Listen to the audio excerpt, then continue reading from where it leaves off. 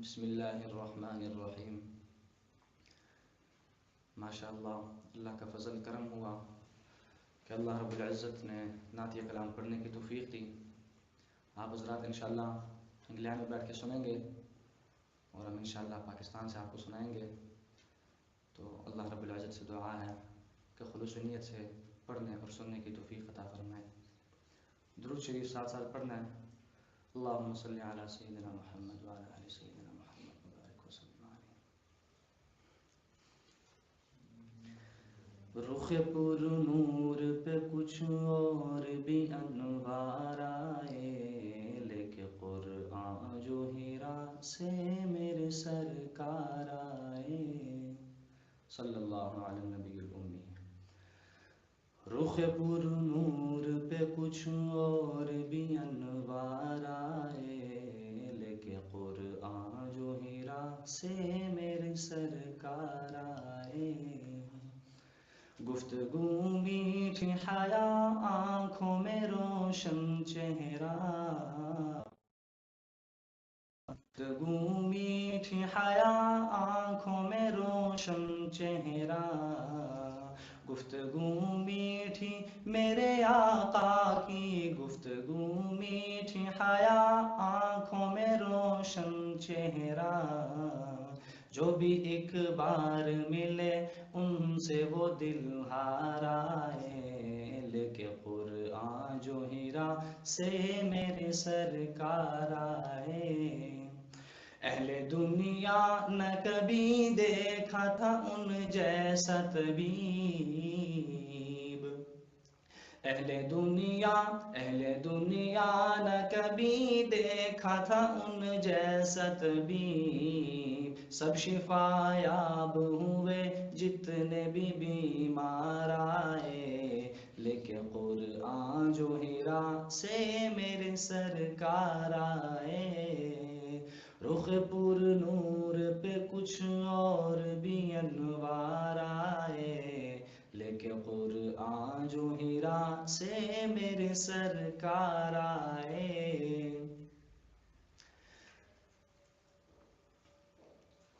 اے علی سویا تو بستر پہ نبی کے جس رات،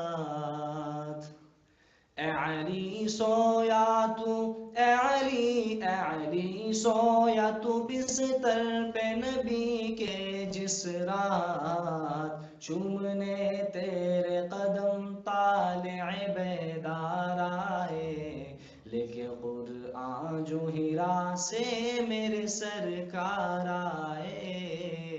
رخ پر نور پہ کچھ اور بھی انوار آئے، لیکن قرآن جو ہیرا سے میرے سرکار آئے۔ حشر میں نکلیں گے وہ لے کے شفاعت کا علم، شفاعت کا علم، حشر میں نکلیں گے وہ لے کے، حشر میں نکلیں گے وہ لے کے شفاعت کا علم، لواء الحمد لے کے نکلیں گے حضور اقدس صلی اللہ علیہ وسلم۔ حشر میں نکلیں گے وہ لے کے شفاعت کا علم، حشر میں نکلیں گے وہ لے کے شفاعت کا علم، سب پکار اٹھیں گے مخلوق کے غم خوار آئے، سب پکار اٹھیں گے مخلوق کے غم خوار آئے، لیکن قرآن جو ہیرا سے میرے سرکار آئے۔ رخ پر نور پہ کچھ اور بھی انوار آئے، لیکن قرآن جو ہیرا سے میرے سرکار آئے۔ رخ پر نور پہ کچھ اور بھی انوار آئے، لیکن قرآن جو ہیرا سے میرے سرکار آئے۔ والسلام علیکم ورحمۃ اللہ۔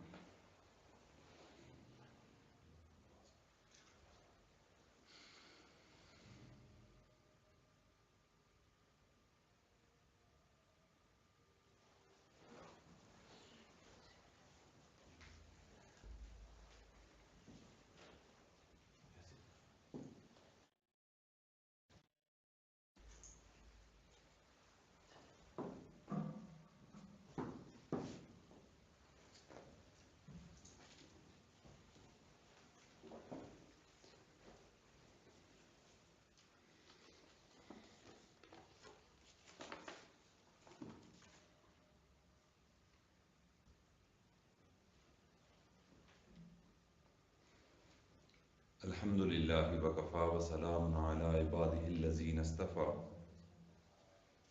أما بعد فأعوذ بالله من الشيطان الرجيم بسم الله الرحمن الرحيم يرفع الله الذين آمنوا منكم والذين أوتوا العلم درجات قال النبي صلى الله عليه وسلم طلب العلم فريضة على كل مسلم أو كما قال عليه الصلاة والسلام سبحان ربك رب العزة عما يصفون وسلام على المرسلين والحمد لله رب العالمين اللهم صل على سيدنا محمد وعلى آل سيدنا محمد وبارك وسلم اللهم صل على سيدنا محمد وعلى آل سيدنا محمد وبارك وسلم.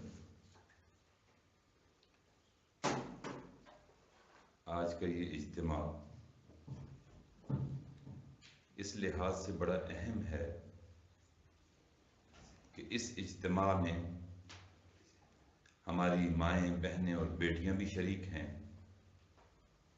اور ان کے ساتھ آئے ہوئے مرد حضرات بھی سماعت فرما رہے ہیں.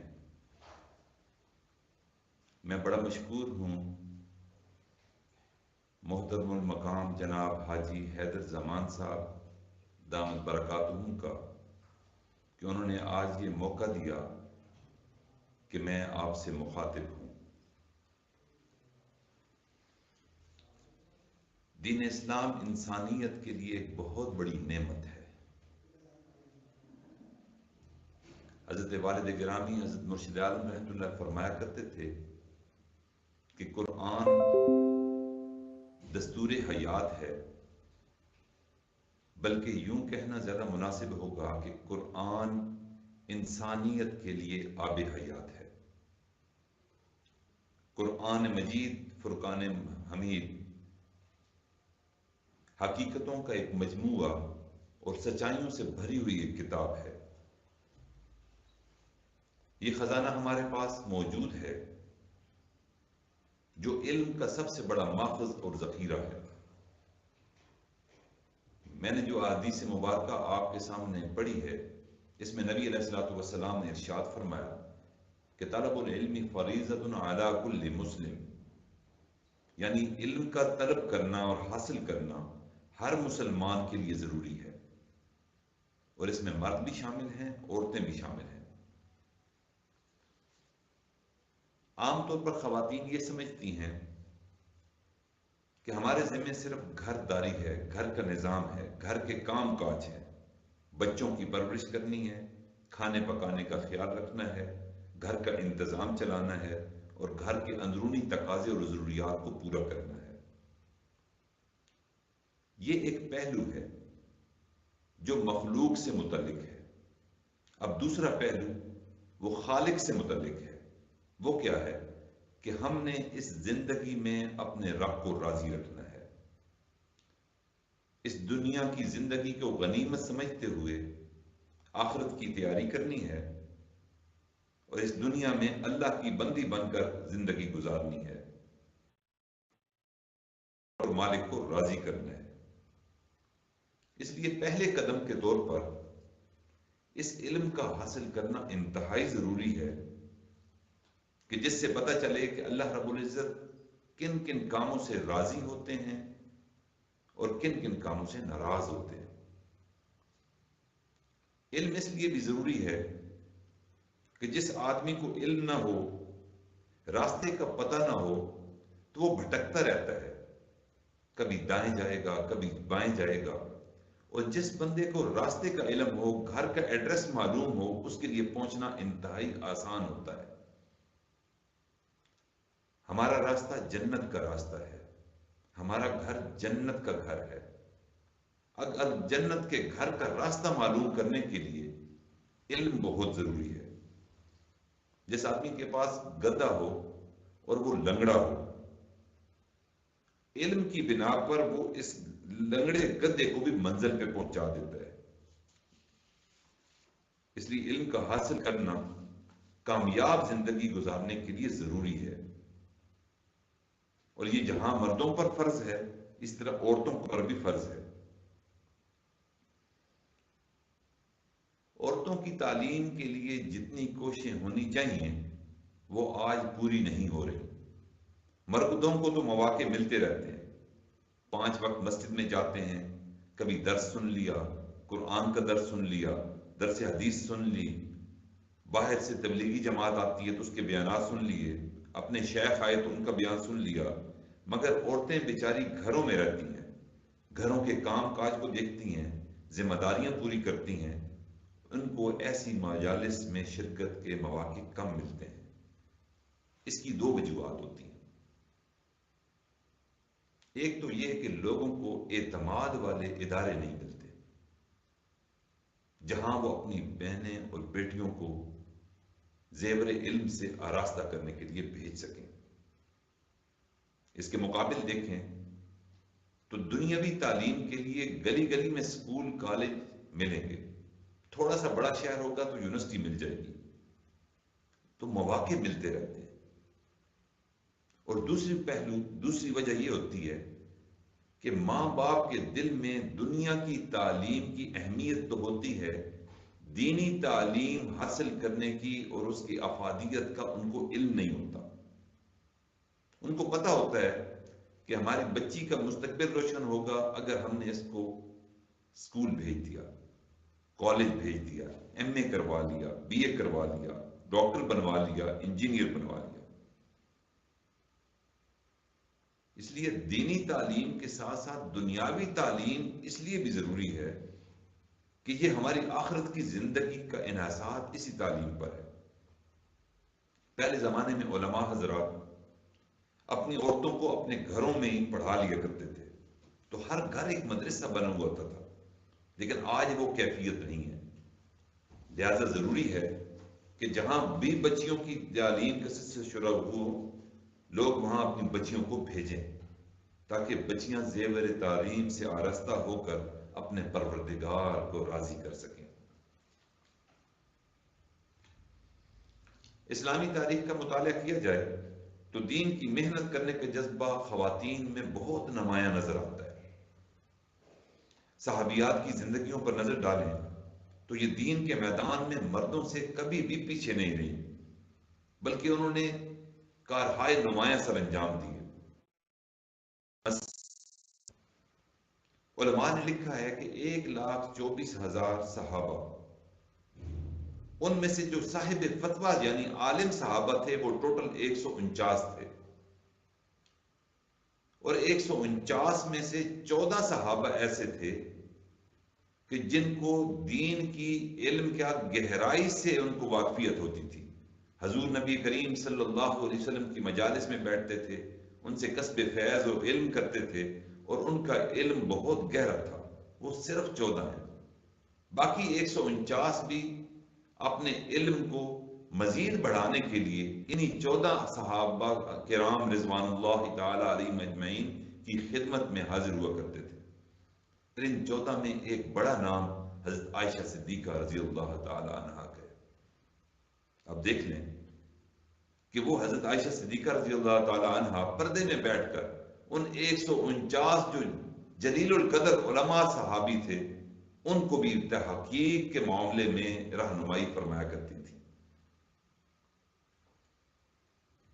اس امت میں قرآن پاک کے حفظ کرنے کا بھی اعزاز عورت کو حاصل ہے، اور ماشاءاللہ یہی حضرت عائشہ صدیقہ رضی اللہ تعالی عنہ ایک ایسی صحابیہ تھیں، امہات المؤمنین میں شامل تھیں کہ جو قرآن پاک کی پہلی حافظہ تھیں۔ اور یہ بھی بڑی ایک انوکھی اور عجیب بات ہے کہ جو قرآن مجید فرقان حمید حضور نبی کریم صلی اللہ علیہ وسلم کی لسان مبارک زبان مبارک سے جاری ہوتا تھا، سب سے پہلے سننے کا اعزاز بھی ایک عورت کو حاصل ہوا، اور وہ عورت ہے حضرت خدیجہ الکبریٰ رضی اللہ تعالی عنہ۔ یہ بھی انتہائی مزے کی بات ہے کہ دین اسلام کے لیے قربانیاں دینے کا آغاز اور اس میں پہلی شہادت بھی ایک عورت کی ہوئی، اور ان کا نام حضرت سمیہ رضی اللہ تعالی عنہ تھا۔ ان کو یہ اعزاز حاصل ہے کہ اسلامی تاریخ میں سب سے پہلی شہید وہ خاتون تھی۔ دیکھ لیں کہ کتنے بڑے بڑے اعزاز اسلام کی خدمت کے کارہائے نمایاں خواتین سر انجام دے رہی ہیں۔ اسی طرح آپ دیکھ لیں کہ کوئی بھی زندگی میں کامیاب مرد ہوگا تو اس کے پیچھے ایک خاتون کا کردار ضرور ہوگا۔ کبھی ماں کی شکل میں وہ رہنمائی کرتی نظر آتی ہے، کبھی بیوی کی شکل میں، کبھی بہن کی شکل میں، اور کبھی بیٹی کی شکل میں۔ سب سے پہلے آپ دیکھیں کہ حضور نبی کریم صلی اللہ علیہ وسلم پر وحی نازل ہوئی تو آپ گھر تشریف لائے، اور گھر تشریف لا کر کہنے لگے زملونی زملونی۔ اس وقت آپ کے پاس حضرت خدیجہ الکبریٰ رضی اللہ تعالیٰ عنہا تشریف رکھتی تھی۔ ان سے آپ نے فرمایا لقد خشیت علی نفسی، مجھے اپنی جان کا خوف ہے۔ اب جب وحی نازل ہوئی اور ایک کپ کپی طاری ہوئی اور سردی لگنے لگ پڑی اور انہوں نے اپنے اوپر کملی ڈالی اور پھر دیکھا کہ ایک خاتون ہی ہے جو ان کی اہلیہ محترمہ ہیں، امت کی ماں ہیں، حضرت خدیجہ الکبریٰ رضی اللہ تعالیٰ عنہ، ان کو تسلی کے بول بول رہی ہیں۔ وہ کہتے ہیں کلا، ہرگز نہیں، انک لتصل الرحم، آپ صلہ رحمی کرنے والے ہیں، آپ مہمان نوازی کرنے والے ہیں، جو کما نہیں سکتے ان کی کمائی کے قابل نہیں، آپ ان کو کما کر دینے والے ہیں، دین کے کاموں میں دوسروں کی مدد کرنے والے ہیں، اس وجہ سے اللہ رب العزت آپ کو کبھی ضائع نہیں کریں گے۔ لہذا آپ صلی اللہ، تو اس کے پیچھے بھی جو تعاون ہمیں نظر آ رہا ہے وہ خاتون ہیں، اور ام المومنین حضرت خدیجہ الکبریٰ رضی اللہ تعالیٰ عنہ ہیں۔ چنانچہ انہوں نے اپنی زندگی میں، ازدواجی زندگی میں، اپنا مال بھی پیش کر دیا اور اپنی جان کو بھی اللہ کے پیارے حبیب صلی اللہ علیہ وسلم کے سامنے پیش کر دیا۔ انہوں نے اس وقت سہارا دیا نبی کریم صلی اللہ علیہ وسلم کو جب اپنے بھی آپ کو چھوڑ چکے تھے، آپ کے چچا بھی چھوڑ چکے تھے، آپ کے خاندان والے بھی چھوڑ چکے تھے، اور وہ ایسی بلند و بالا شخصیت جو آپ کو تسلی کا سامان مہیا کر رہی تھی، وہ بھی خاتون حضرت خدیجہ الکبریٰ رضی اللہ تعالیٰ عنہ تھی۔ اب آپ دیکھیں، آگے دیکھیں کہ حضرت عمر رضی اللہ تعالیٰ عنہ اسلام قبول نہیں کیا، حضور نبی کریم صلی اللہ علیہ وسلم کے دشمن ہیں، گھر سے تلوار لے کر نکلتے ہیں کہ آج آقا کا میں کام تمام کر دوں گا، شہید کر دوں گا۔ تلوار ہاتھوں میں ہے، گلی میں پہنچتے ہیں، حضور نبی کریم صلی اللہ علیہ وسلم کے گھر مبارک کی طرف روانہ ہے۔ راستے میں ایک صحابی ان کو ملتے ہیں، وہ صحابی کہتے ہیں کہ عمر تم کہاں جا رہے ہو؟ تو حضرت عمر کہنے لگے کہ میں آج تمہارے پیغمبر کو شہید کرنے جا رہا ہوں، ان کو قتل کرنے جا رہا ہوں۔ تو صحابی نے کہا کہ پہلے اپنے گھر کی تو خبر لو، تمہاری بہن بھی مسلمان ہو چکی، تمہارے بہنوئی بھی مسلمان ہو چکا، تم کہاں جا رہے ہو؟ واپس پلٹو۔ حضرت عمر رضی اللہ تعالیٰ عنہ واپس پلٹتے ہیں، اپنے بہن کے گھر جاتے ہیں، وہ بہن کے گھر کا دروازہ کھٹکھٹاتے ہیں، اندر سے قرآن پاک پڑھنے کی آواز آ رہی ہے۔ بہن بھی سمجھ گئی کہ دروازہ جو کھٹکا ہے اگر عمر ہوا تو ہمارے ساتھ لڑائی ہو جائے گی۔ ایک صحابی ان کو قرآن پاک کی تعلیم دے رہے تھے، انہوں نے اس صحابی کو اندر چھپا دیا، ان کا بہنوئی بھی چھپ گئے، ان کی بہن اندر آتی ہیں، باہر آ کر دروازہ کھولتی ہیں، حضرت عمر غصے سے لال پیلے ہو کر اندر تشریف لے جاتے ہیں، اور اندر جا کر کہتے ہیں کہ یہ تمہارے صحن سے، تمہارے گھر سے کیا پڑھنے کی آواز آ رہی تھی، مجھے بتاؤ۔ تو انہوں نے کہا کہ عمر یہ ہم قرآن پاک پڑھ رہے تھے۔ اب وہ اسی اسنا میں ان کے بہنوئی باہر نکلتے ہیں، بہنوئی کی طرف غصے کی حالت میں لپکتے ہیں اور ان کو مارنے کے لیے آگے بڑھتے ہیں۔ بہن درمیان میں آ جاتی ہے، بہن کو ایک زور کا تھپڑ رسید کرتے ہیں، بہن فرش پر گرتی ہے، منہ سے خون جاری ہو جاتا ہے۔ اللہ اکبر کبیرہ۔ پھر کھڑی ہوتی ہے، وہ بہن کہتی ہے عمر جس ماں کا تو نے دودھ پیا ہے میں نے بھی اسی ماں کا دودھ پیا ہے، تم ہماری جانیں تو لے سکتے ہو لیکن ہمارے دلوں کے اندر جو ایمان گھر کر چکا ہے اس ایمان کو ختم نہیں کر سکتے۔ جب یہ بہن کی کیفیت دیکھی تو عمر رضی اللہ عنہ کہنے لگے کہ مجھے سناؤ تو صحیح کہ وہ کیا الفاظ تھے جو تم قرآن کے پڑھ رہی تھی۔ تو بہن کہنے لگی کہ عمر یہ پاک الفاظ ہیں، اللہ رب العزت کی طرف سے نازل کیے ہوئے ہیں، تم ان کو ناپاک حالت میں نہیں سن سکتے، تم جاؤ غسل کر کے آؤ، کپڑے تبدیل کر کے آؤ، پھر میں قرآن پاک تمہیں سناتی ہوں۔ چنانچہ حضرت عمر رضی اللہ تعالیٰ عنہ تشریف لے جاتے ہیں، غسل کرتے ہیں، کپڑے تبدیل کر کے واپس آتے ہیں، پھر وہ صحابی جو اندر چھپے ہوئے تھے وہ بھی باہر نکلتے ہیں، وہ سمجھ جاتے ہیں کہ اس نے جو غسل کر لیا اللہ کی طرف سے شاید ہدایت کے فیصلے ہو چکے، وہ باہر نکل کر حضرت عمر رضی اللہ تعالیٰ عنہ کو سامنے آ کر کہتے ہیں کہ عمر کچھ دن ہوئے حضور نبی کریم صلی اللہ علیہ وسلم یہ دعا مستقل مانگ رہے ہیں کہ یا اللہ اسلام کو عزت بخش دیجئے، یا عمر ابن الخطاب کے ذریعے یا عمر بن حشام کے ذریعے۔ مجھے لگتا ہے کہ اللہ تعالیٰ نے ہمارے پیغمبر علیہ الصلوۃ والسلام کی دعا کو قبول کر لیا، اور عمر مجھے لگتا ہے کہ تم مسلمان ہونے والا ہے۔ چنانچہ کلام مجید فرقان حمید سننے کے بعد حالت اور کیفیت بدل چکی تھی، وہ چل پڑے، تلوار ہاتھ میں ہی ہے، لیکن اب اس عالم میں کہ وہ عاجزی کا نمونہ بن کر چل رہے ہیں، صحابی بھی ساتھ ہیں، بہنوئی بھی ساتھ ہیں، بہن بھی ساتھ ہیں۔ دار ارقم میں حضور نبی کریم صلی اللہ علیہ وسلم صحابہ کی جماعت لے کر 39 صحابہ کی معیت میں بیٹھے ہیں۔ دروازہ جب کھٹکھٹاتا ہے دار ارقم کا، ایک صحابی وہ دروازے کے جھروکوں سے دیکھتے ہیں کہ عمر رضی اللہ تعالیٰ عنہ آئے ہیں، لیکن ہاتھ میں تلوار ہے۔ آ کر بتاتے ہیں کہ عمر کے تیور آج بہتر نظر نہیں آ رہے، بہن بھی ساتھ ہے، بہنوئی بھی ساتھ ہے، ہاتھ میں تلوار ہے۔ آقا نے جب یہ بات سنی تو ان کے چچا حضرت امیر حمزہ رضی اللہ تعالیٰ عنہ بھی کھڑے تھے، وہ کھڑے ہو جاتے ہیں، اپنی تلوار باہر نکال لیتے ہیں اور کہتے ہیں کہ دروازے کو کھول دو، عمر کو اندر آنے دو، اگر وہ اچھی نیت سے آیا تو ٹھیک، نہیں تو میں اپنی تلوار سے عمر کا سر تن سے جدا کر دوں گا۔ چنانچہ عمر رضی اللہ عنہ کے لیے دروازہ کھولا جاتا ہے، وہ اندر تشریف لاتے ہیں، اندر آ کر دو زانو ہو کر آقا صلی اللہ علیہ وسلم کے سامنے تشریف رکھتے ہیں اور کہتے ہیں کہ یا رسول اللہ صلی اللہ علیہ وسلم، آپ کو جو اللہ تعالیٰ نے نعمت عطا فرمائی، آپ اسلام کے لیے کوشش کر رہے ہیں، وہ اس نعمت میں سے میرا حصہ بھی مجھے عطا کر دیجئے اور مجھے کلمہ پڑھا کر دائرہ ایمان میں داخل کر دیجئے۔ صحابہ نے خوشی کے عالم میں نعرہ تکبیر اللہ اکبر بلند کیا۔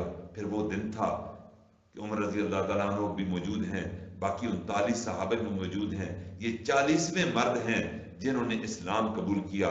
نماز کا وقت آتا ہے، آقا صلی اللہ علیہ وسلم اہتمام کی ہدایت دیتے ہیں، تو عمر رضی اللہ تعالیٰ عنہ کہتے ہیں کہ آقا آج ہم اس دار ارقم کے اندر نماز نہیں ادا کریں گے، بلکہ ہم بیت اللہ شریف کے اندر جا کر نماز ادا کریں گے۔ چنانچہ حضرت عمر رضی اللہ تعالیٰ عنہ وہ تلوار جس سے آقا کو شہید کرنے کے لیے گھر سے نکلے تھے، اللہ تعالیٰ نے ہدایت کا فیصلہ فرمایا، وہی تلوار ہاتھ میں ہے لیکن نیام میں ہے، بیت اللہ شریف کے اندر حضور نبی کریم صلی اللہ علیہ وسلم کی ہمراہی میں تشریف لے جاتے ہیں، وہاں کفار موجود ہیں، جا کر عمر رضی اللہ تعالیٰ عنہ ایک اعلان فرماتے ہیں، کہتے ہیں آج ہم اپنے آقا کی معیت میں بیت اللہ کی طرف، ہم بیت اللہ کے اندر داخل ہوئے ہیں، نماز پڑھنا چاہتے ہیں، جو چاہتا ہے کہ اپنے بچوں کو یتیم کروا لے وہ آج آ جائے، میرے عمر کا مقابلہ کر لے، جو چاہتا ہے کہ وہ اپنی عورت کو بیوہ کر لے وہ آ جائے، عمر کا مقابلہ کر لے، آج سے ہم بیت اللہ کے اندر نمازیں پڑھا کریں گے۔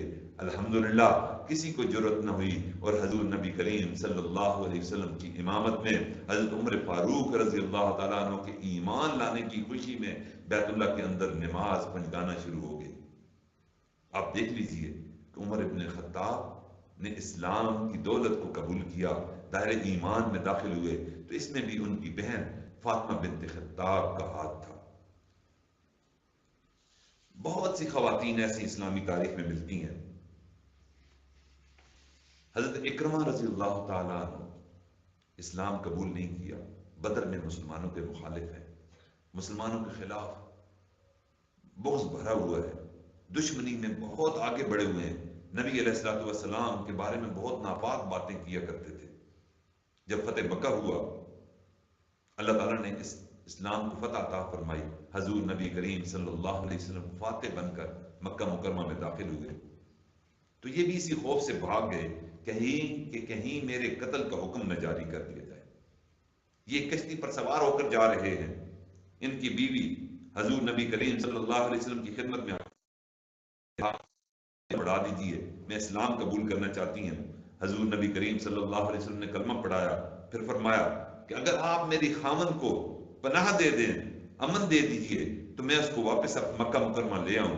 تو حضور نبی کریم صلی اللہ علیہ وسلم نے فرمایا کہ ٹھیک ہے اکرمہ کو بتا دو کہ آج میں نے سب کو معافی کا اعلان کر دیا، اکرمہ بھی آ جائے مکہ مکرمہ میں رہائش اختیار کر سکتا ہے۔ ان کی اہلیہ بھاگی ہوئی جاتی ہیں، کیا دیکھتی ہیں اکرمہ ایک کشتی میں سوار نکل گئے ہیں۔ انہوں نے دوسری کشتی لی، کشتی لے کر پیچھا کیا، اکرمہ کو رستے میں جا لیا اور کہنے لگے اکرمہ واپس مکہ مکرمہ چلو۔ تو اکرمہ نے کہا کہ اگر میں مکہ مکرمہ واپس گیا تو میرا سر تن سے جدا کر دیا جائے گا۔ میں نے مسلمانوں کو بہت تنگ کیا، نبی علیہ الصلوۃ والسلام کے بارے میں بہت ناپاک باتیں کی، مجھے خوف ہے کہ مجھے قتل کر دیا جائے گا۔ ان کی اہلیہ کہنے لگی کہ نہیں، ڈرنے کی ضرورت نہیں، میں مسلمان ہو چکی ہوں، میں نے حضور نبی کریم صلی اللہ علیہ وسلم سے آپ کے بارے میں امان طلب کی۔ آقا نے نہ صرف امان طلب کی بلکہ امان دینے کے باوجود آقا نے یہ بھی فرما دیا کہ اکرمہ آئے ایسی مکہ مکرمہ میں ٹھہرے، میں اس کو امان کا اعلان کرتا ہوں۔ چنانچہ حضرت اکرمہ واپسی کا ارادہ کرتے ہیں، مسلمان مکہ مکرمہ میں واپس آتے ہیں اور حضور نبی کریم صلی اللہ علیہ وسلم کے اعلی اخلاق کو دیکھتے ہوئے، امان کے اعلان کو دیکھتے ہوئے آپ کی خدمت میں پیش ہو کر اسلام قبول کر لیتے ہیں۔ پھر اس کے بعد وہ اسلام کے مجاہد بنے۔ ہم دیکھتے ہیں کہ جو بھی کوئی کامیاب مرد نظر آتا ہے اس کے پیچھے ایک خاتون ہوتی ہے، تو حضرت اکرمہ کے اسلام قبول کرنے میں ان کی اہلیہ زوجہ محترمہ کا ہاتھ تھا، اور انہوں نے جو کامیاب زندگی گزاری اور دائرہ ایمان میں داخل ہوئے، ان میں ان کی اہلیہ محترمہ نے بڑا کردار ادا کیا۔ حضرت انس رضی اللہ تعالیٰ عنہ ایک مشہور صحابی ہیں، وہ فرماتے ہیں کہ مجھے میری ماں نے بچپن میں ہی سمجھایا تھا کہ حضور نبی کریم صلی اللہ علیہ وسلم سے محبت رکھا کرو اور جا کر ان کی خدمت کیا کرو۔ انہوں نے مجھے ایک شیشی عطا کی تھی، والدہ نے، ام سلیم نے۔ حضرت انس فرماتے ہیں کہ جب نبی کریم صلی اللہ علیہ وسلم قیلولہ فرماتے تو اور گرمی کے موسم میں آقا صلی اللہ علیہ وسلم کے جسم اطہر سے جو پسینے کی بوندیں ٹپکتی، حضرت انس فرماتے ہیں کہ میں اس پسینے کے مبارک قطروں کو اس شیشی میں اکٹھا کر لیا کرتا، اور جب وہ شیشی چھوٹی بھر جاتی تو میں اپنی والدہ محترمہ کی خدمت میں دیتا، تو میری والدہ حضرت ام سلیم مدینہ کی دلہن ہے، جب شادی ہو کر اپنے خاوند کے گھر جاتی تھیں تو وہ جو خوشبویات ہوتی تھیں، عطریات ہوتی تھیں، اس میں نبی کریم صلی اللہ علیہ وسلم کے پسینہ مبارک کے قطرے شامل کر دیا کرتے تھے، اور وہ دلہنیں جب وہ خوشبو لگایا کرتی تھیں تو بہت عرصے تک ان کے کپڑوں اور جسموں سے خوشبو آیا کرتی تھی۔ یہاں رضی اللہ تعالیٰ عنہ حضور نبی کریم صلی اللہ علیہ وسلم کے خادم بنے، اور نبی اسلام نے ان کے لیے رزق میں، اولاد میں اور عزت میں برکت کی دعائیں بھی کی۔ چنانچہ یہاں بھی ایک کامیاب مرد کے پیچھے ایک عورت کا کردار نظر آ رہا ہے جو حضرت انس رضی اللہ تعالیٰ عنہ کی والدہ تھی۔ صحابیات جتنی بھی تھیں وہ دین کی تعلیم حاصل کرنے کے لیے حضور نبی کریم صلی اللہ علیہ وسلم کی خدمت میں حاضر ہوتی تھی۔ ان کو اس حد تک کا دین کا شوق ہوتا تھا کہ ایک صحابیہ حاضر ہوئی اور عرض کرنے لگی کہ اے اللہ، یہ حضرات تو ہم سے آگے نکل گئے۔ پوچھا وہ کیسے؟ عرض کیا کہ وہ آپ کے ساتھ جماعت میں شریک ہوتے ہیں، ہم عورتیں گھروں میں رہتی ہیں، بچوں کی پرورش کرتی ہیں، مردوں کی عزت و ناموس کی حفاظت کرتی ہیں، اور ہم وہ نیکیاں نہیں کر سکتی جو وہ کرتے ہیں۔ نبی علیہ الصلوۃ والسلام نے ارشاد فرمایا، سوال کرنے والی نے بہت اچھا سوال پوچھا، پھر آپ نے فرمایا جو عورت اپنے گھر میں نماز پڑھ لیتی ہے اللہ تعالیٰ اس کو اس مرد کے برابر اجر عطا فرماتے ہیں جو مسجد میں جا کر جماعت کے ساتھ نماز ادا کرتا ہے، اور یہ بھی فرمایا کہ جو عورت بچے کی وجہ سے رات کو جاگتی ہے اللہ تعالیٰ اس کو مجاہد کے برابر اجر عطا فرماتے ہیں جو دشمن ملک کی سرحد پر راتوں کو جاگ کر پہرا دیا کرتا ہے۔ پھر اللہ کے نبی صلی اللہ علیہ وسلم نے عورتوں کے لیے بدھ کا دن مقرر فرمایا۔ اس دن صحابیات مسجد نبی میں حاضر ہوتی اور نبی علیہ الصلوۃ والسلام فقط عورتوں کو درس دیا کرتے تھے۔ یہیں سے ثبوت ملا کہ عورتوں کو درس دینے کی محفلیں بھی قائم کی جا سکتی ہیں۔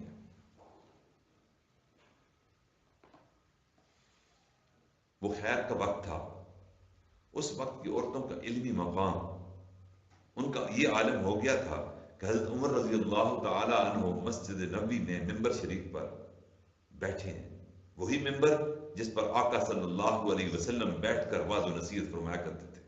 اس زمانے میں ایک مسئلہ درپیش تھا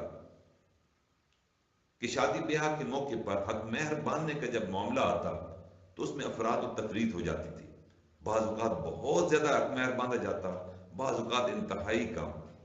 تو انتظامی اصلاح کے حوالے سے حضرت عمر رضی اللہ تعالیٰ عنہ نے ممبر رسول صلی اللہ علیہ وسلم پر بیٹھ کر ایک حد متعین کر دی کہ اس سے زیادہ حق مہر آئندہ مقرر نہیں ہوگا۔ حضرت عمر رضی اللہ تعالیٰ عنہ درس دینے کے بعد مسجد نبوی سے واپس تشریف لے جا رہے ہیں، دروازے پر پہنچتے ہیں کہ ایک خاتون ہے، باپرد ہے اور وہ کھڑی ہے۔ انہوں نے حضرت عمر رضی اللہ تعالیٰ عنہ کو روک لیا اور انہوں نے سوال کیا کہ اے امیر المومنین، آپ نے یہ جو حکم جاری کیا حق مہر کے مقرر کرنے کا، اس حکم کو آپ نے کتاب و سنت کے مطابق آپ نے حکم جاری کیا ہے یا انتظامی حوالے سے؟ حضرت عمر رضی اللہ تعالیٰ عنہ فرمانے لگے کہ میں نے یہ حکم انتظامی حوالے سے جاری کیا ہے۔ وہ کہنے لگی کہ جب اللہ کے قرآن میں اس کی وضاحت موجود ہے تو آپ کو پھر قانون بنانے کی کہاں اجازت ہے؟ حضرت عمر نے پوچھا وہ کیسے؟ تو انہوں نے یہ آیت مبارکہ تلاوت فرمائی، وَآتَيْتُمْ إِحْدَاهُنَّ قِنْطَارًا، اگر تم میں سے کوئی مہر کے اندر بیوی کو سونے اور چاندی کے ڈھیر عطا کر دے۔ اب ڈھیر سے مراد تو یہ تھا کہ مردوں کو اجازت ہے کہ وہ زیادہ بھی مہر مقرر کر سکتے ہیں، کم کی بھی اجازت ہے۔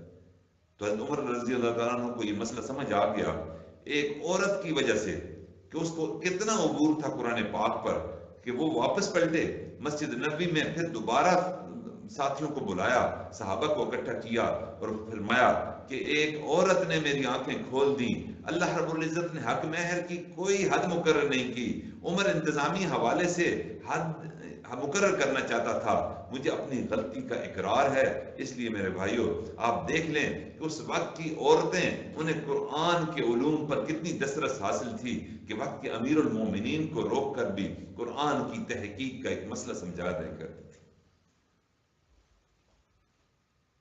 حضرت عمر رضی اللہ تعالیٰ عنہ بیٹھے ہیں،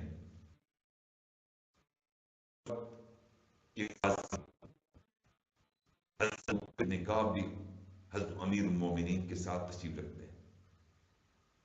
ایک عورت آتی ہے اور کہتی ہے کہ میرا خامن ساری رات عبادت کرتا ہے اور سارا دن روزے رکھتا ہے، یہ کہہ کر وہ خاموش ہو گئی۔ حضرت عمر رضی اللہ تعالیٰ عنہ بڑے حیران ہوئے، فرمانے لگے اے عورت تم تو اپنے خامن کی بڑی تعریف کر رہی ہے۔ حضرت ابی بن کعب جو ساتھ بیٹھے تھے وہ مسکرائے اور کہنے لگے امیر المومنین یہ اپنے خامن کی تعریف نہیں کر رہی بلکہ آپ کے سامنے ایک شکایت لگا رہی ہے اپنے خامن کی۔ حضرت عمر نے پوچھا وہ کیسے؟ تو حضرت ابی بن کعب رضی اللہ تعالیٰ فرمانے لگے کہ آپ دیکھیں کہ جو مرد پورا دن روزے رکھے، جو مرد پوری رات مصلی پر کھڑے ہو کر عبادت کرے، وہ اپنے اہلیہ کے حقوق کیسے ادا کر سکتا ہے؟ تو اس عورت نے بڑے احسن انداز میں اپنے خامن کی شکایت آپ کے سامنے رکھی ہے۔ تو حضرت عمر فرمانے لگے کہ جب اتنی گہرائی سے آپ نے اس عورت کی بات کو جانچ لیا تو اب آپ ہی اس کا فیصلہ کر دیجئے کہ اس خامن کے لیے کیا حکم جاری کیا جائے۔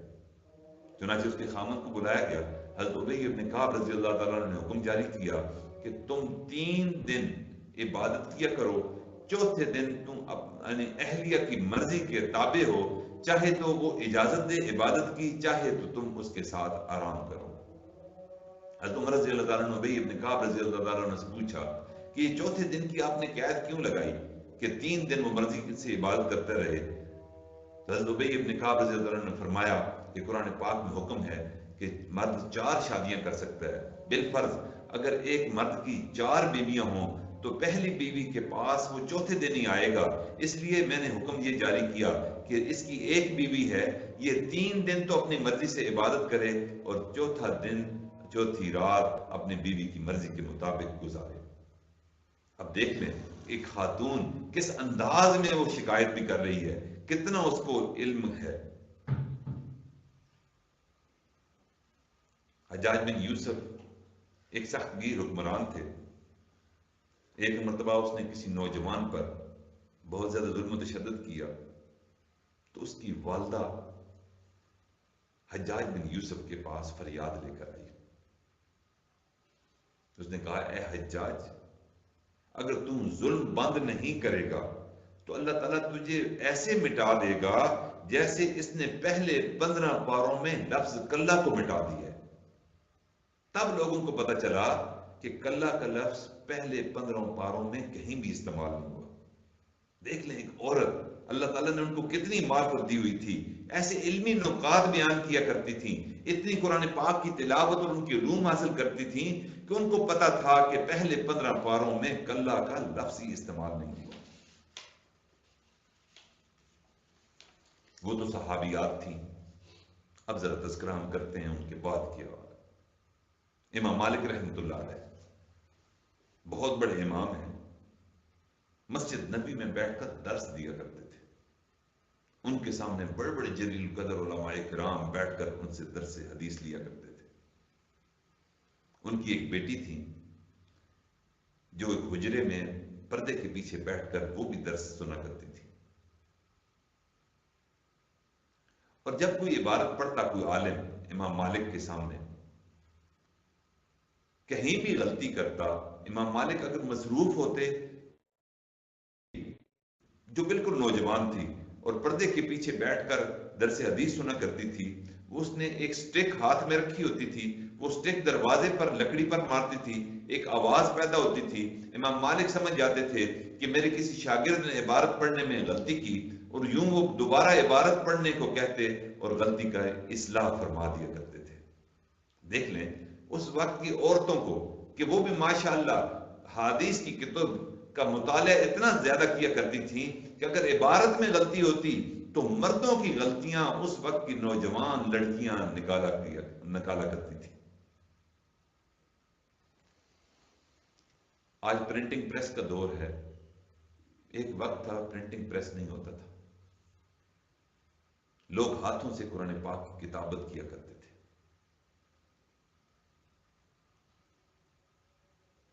بچیاں جب مدرسے میں جا کر پڑھتی تھیں، گھروں میں اپنے والدین سے پڑھا کرتی تھیں اور پڑھ کر فارغ ہو جاتی تھیں تو ہر بچی کو کتابت بھی سکھائی جاتی تھی. جب وہ پڑھ کر فارغ و تحصیل ہوتی تھیں تو اس کے بعد ان کے ایک مشغلہ ہوا کرتا تھا. ان کے پاس 1 سال 2 سال 3 سال کا وقت ہوتا تھا کہ ان کے مستقبل کے لیے، ان کے زواجی زندگی کے لیے والدین رشتہ ڈھونڈتے تھے، اور مناسب رشتہ جب تک نہیں ملتا تھا 1 2 سال 3 سال گزر جاتے تھے. ان 1 2 سالوں میں وہ بچی جو فارغ التحصیل ہوتی تھی اپنے ہاتھ سے قرآن پاک کی کتابت کیا کرتی تھی. پرنٹنگ پریس تو ہوتے نہیں تھے. اور جب اس بچی کی شادی ہوتی تھی، رخصتی کے وقت اسی قرآن پاک کو ہدیہ دے دیا جاتا تھا اس لڑکی کو، اور اس قرآن پاک جو اس کے ہاتھ سے لکھا ہوتا تھا اس کے سر پر رکھ کر رخصت کر دیا کرتے تھے کہ تو نے یہ قرآن پاک لکھا، قرآن پاک کو اپنے ہاتھ سے کتابت کیا، اب آئندہ زندگی بھی اسی قرآن پاک کی تعلیمات میں اپنی بسر کرتا ہوں. یوں وہ اکتساب علم کیا کرتی تھی. شادی سے پہلے بچیاں علم کے ساتھ ساتھ پورا قرآن پاک بھی لکھ لیا کرتی تھی. ایک اللہ والے گزرے ہیں، بہت بڑے عالم، ان کا نام تھا حکیم سر ہندی رحمت اللہ علیہ. ان کے حوالے میں آتا ہے کہ انہوں نے اپنی زندگی میں 7 عورتوں سے علم حاصل کیا جو اس وقت درس حدیث دیا کرتی تھی. بوڑھی عورتیں تھیں اور حکیم سر ہندی رحمت اللہ علیہ ان کے پاس جایا کرتے تھے. اب ہمیں درس حدیث تو درکنار، قرآن پڑھنا بھی نہیں آتا. بڑے افسوس کا مقام ہے کہ آج کی بچیاں وہ MA BA ڈاکٹریٹ انجینئرنگ تو کر لیتی ہیں لیکن قرآن پاک کو نہیں پڑھ پاتی. بچیوں کو بھی اللہ تعالیٰ نے سمجھ عطا فرمائی ہے، بلکہ بچیاں زیادہ بچوں کی نسبت ذہین ہوتی ہیں. کیمسٹری کو سمجھ سکتی ہیں، فزکس کو سمجھ سکتی ہیں، ڈاکٹر انجینئر بن سکتی ہیں، تو قرآن پاک کی تعلیم کیسے نہیں حاصل کر سکتی؟ بہنوں بیٹیوں، اگر کسی بیٹی سے اللہ رب العزت نے روز قیامت پوچھ لیا کہ تو نے BA کر لیا، تو نے MA کر لیا، تو ڈاکٹر بن گئی، تو انجینئر بن گئی، بتا تو نے میرا قرآن کا ترجمہ پڑھا تھا یا نہیں؟ اور بیٹی اس دن کیا جواب دے گی کہ مجھے فرصت نہ ملی، یا میری ماں نے مجھے اس طرح توجہ نہ دلائی؟ تو بیٹی کے ساتھ ساتھ ماں کو بھی پکڑ لیا جائے گا، اور بیٹی کے ساتھ ماں کو بھی جہنم میں داخل کر دیا جائے گا۔ قرآن پاک میں صاف صاف فرما دیا گیا ہے کہ قیامت کے دن کچھ نوجوان ہوں گے جو بچے بھی ہوں گے اور بچیاں بھی ہوں گی، بے عملی کی وجہ سے ان کو جہنم میں ڈال دیا جائے گا۔ تو دربار ایزدی میں وہ مقدمہ درج، اللہ سے شکایت کریں گی، کہیں گی انا اتانا سادتنا وکبراءنا فضلونا السبیلا، ہم نے اپنے بڑوں کی، اپنے باپ دادا کی پیروی کی، ان کے حکموں کو مانا، اور انہوں نے ہمیں غلط راستے پر ڈال دیا تھا۔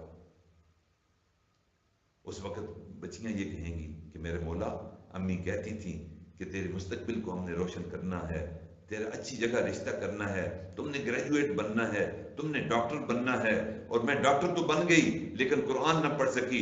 یہ میری امی کی تربیت تھی، یہ میرے ابو کا شوق تھا کہ میں ڈاکٹر بنوں، میں انجینئر بنوں، میں سافٹ ویئر انجینئر بنوں، میں ڈاکٹر بھی بن گئی، سافٹ ویئر انجینئر بھی بن گئی، انجینئرنگ بھی کر لی، گریجویشن بھی کر لی، لیکن مالک میں قرآن نہ پڑھ سکی، میں قرآن کی تعلیم نہ حاصل کر سکی، میں دینی تعلیم نہ حاصل کر سکی، میں حدیث کی تعلیم نہ حاصل کر سکی۔ اس میں میرا کوئی قصور نہیں، میری ماں کا قصور ہے، میرے باپ کا قصور ہے۔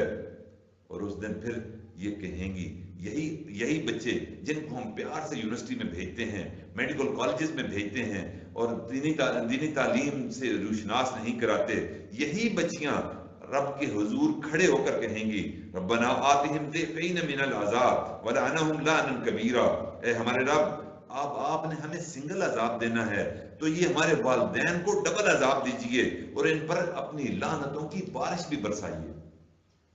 یہ خود بھی دنیا دار تھے، ہمیں بھی دنیا دار بنا دیا، خود بھی قرآن کو نہ پڑھا انہوں نے، ہم بچیوں اور بچوں کو بھی قرآن نہ پڑھایا، خود بھی حدیث کی تعلیم حاصل نہ کی، ہم بچوں اور بچیوں کو بھی قرآن و حدیث کی تعلیم حاصل کرنے کی طرف نہ لگایا۔ یہ قرآن و حدیث کا علم حاصل نہ کرنے کی وجہ سے ہم بے عملی کا شکار ہوئے، بد عملی کا شکار ہوئے، اور آج ہمیں آپ جہنم میں ڈال رہے ہیں۔ ہمارے ساتھ ہمارے والدین کو بھی ڈال دیجئے، بلکہ جتنا عذاب ہمیں آپ نے دینا ہے اس سے دگنا عذاب اور اپنی لعنتیں ان پر برسا دیجئے۔ اس لیے آج وقت ہے میرے بہنوں، میری بیٹیوں، مائیں بھی موجود ہیں، بیٹیاں بھی موجود ہیں، موقع عطا کر دیا اللہ تعالیٰ نے کہ زندگی کی بہاریں ابھی باقی ہیں، ابھی ہمارا کچھ نہیں بگڑا۔ آج بھی ہم یہ عہد کر لیں کہ ہم نے قرآن کی طرف رخ کرنا ہے، قرآن کی طرف اپنی سوچوں کو لگانا ہے، قرآن کی تعلیم اپنے بچوں اور بچیوں کو دلانا ہے، اور یہی تعلیم انشاءاللہ دنیا میں بھی عزتوں کا سبب بنے گی اور آخرت میں بھی عزتوں کا سبب بنے گی۔ اللہ رب العزت سے دعا ہے کہ اللہ تعالیٰ قرآن کے ساتھ ہمیں جوڑ دے، قرآن کے ساتھ ہمیں نتھی کر دے، اور قرآن کی تعلیم کو عام کرنے کے لیے اللہ رب العزت ہمیں وقف کرنے کی توفیق عطا فرمائے، اور آخرت کی رسوائیوں سے بچنے کا بھی یہی ایک طریقہ ہے، ہم قرآن سے جڑ جائیں۔ ایک بات ذہن میں نشین کر لیجئے کہ جب انسان پر کوئی مصیبت آتی ہے، جب کوئی آزمائش آتی ہے، بیماری آتی ہے، حالات کا بندہ شکار ہوتا ہے، کاروبار میں نقصان ہوتا ہے، گھر میں کوئی ڈیتھ ہو جاتی ہے، ان سارے حالات میں جو کوئی دو بول تسلی کے بول دیتا ہے وہ ہمیں بہت ہی پیارا لگتا ہے۔ مدد نہیں کرتا، جانے والے واپس کبھی نہیں آیا کرتے، لیکن پرسہ دینے والے کا پرسہ دینا یاد رہ جاتا ہے۔ جب کاروبار میں نقصان ہوتا ہے، دوست آ کر کندھے پر ہاتھ رکھ کر تسلی کے دو بول دیتا ہے تو کاروبار میں نفع نہیں آ جاتا لیکن نقصان کا غم کم ہو جاتا ہے۔ حضور نبی کریم صلی اللہ علیہ وسلم نے ارشاد فرمایا ان الاسلام بدأ غریبا وسيعود غریبا کما بدأ۔ ابتدائی زمانے میں ایک وقت تھا کہ اسلام ایک اجنبی تھا،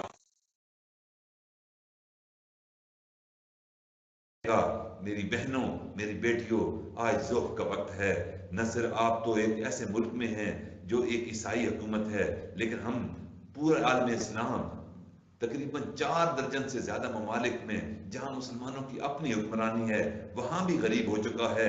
اللہ کا وعدہ ہے کہ جو بندہ بھی آج اس غربت کے دور میں کہ اسلام جب غریب ہو چکا، اسلام اجنبی ہو چکا، ہم نے اپنی شادیوں سے اسلامی تعلیمات کو ختم کر دیا، سنت والی زندگی ہم نے ختم کر دی، سنتوں کا اہتمام ہم شادیوں پر بھی نہیں کرتے، غمیوں پہ بھی نہیں کرتے۔ ایک عجیب ذوف کا وقت ہے اسلام پر، ایک اجنبی بنا دیا ہم نے اپنے گھروں میں، اپنی شادیوں میں، اپنی غمیوں میں۔ یہ ایک ذوف کے وقت میں جو بندہ بھی، جو بندی بھی قرآن کے ساتھ جڑے گا، سنت کے ساتھ جڑے گا، اس وقت جب سنت بھی غریب ہے، سنت بھی اجنبی ہے، تو انشاءاللہ العزیز اللہ تعالیٰ اس احسان کو یاد رکھے گا اور آخرت کی رسوائی سے اللہ تعالیٰ ہمیں بچائے گا۔ جس طرح 2 بول تسلی کے ہماری وہ تسلی ہو جاتی ہے اور ہم اس میں سکون میں آ جاتے ہیں، جو بندہ بھی اسلام کے غربت کے دور میں اسلام کی مدد کرے گا، قرآن کی تعلیمات ہماری بچیاں حاصل کریں گے، ہمارے بچے حاصل کریں گے، اللہ رب العزت کو بھی یہ احسان یاد رکھ کر آخرت کی رسوائیوں سے ہمیں بچا لے گا۔ کسی عقل مند نے کہا تھا کہ مجھے اچھی ماں دے دو، میں تمہیں ایک اچھی قوم دے دوں گا۔ مسلمانوں کی زب و حالی، میری بہنوں بیٹیوں، اس کو آپ دور کر سکتی ہیں، کیونکہ آپ کی گود میں بچے اور بچیاں اس امت کی پرورش پا رہی ہیں۔ اگر آپ اچھی ماں بنے گی تو ایک اچھی امت بھی ابھرے گی۔ والد گرامی مرشد عالم محبوب العارفین حضرت مولانا پیر غلام حبیب نقشبندی رحمۃ اللہ علیہ فرمایا کرتے تھے، مرد پڑا فرد پڑا، عورت پڑی خاندان پڑا۔ جب ایک مرد پڑا کرتا ہے تو وہ اکیلے پڑا کرتا تھا، پڑا کرتا ہے، لیکن جب کوئی عورت کوئی بچی پڑھتی ہے تو وہ بچی نہیں پڑھتی، اس نے مستقبل میں ایک نسل کو تیار کرنا ہوتا ہے، اور اس بچی کے پڑھنے کی وجہ سے پورا خاندان قرآن و سنت سے روشناس ہو جایا کرتا ہے۔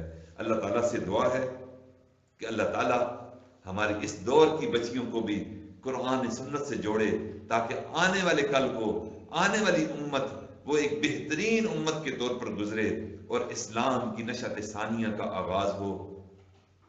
اللہ رب العزت حاجی حیدر زمان صاحب کو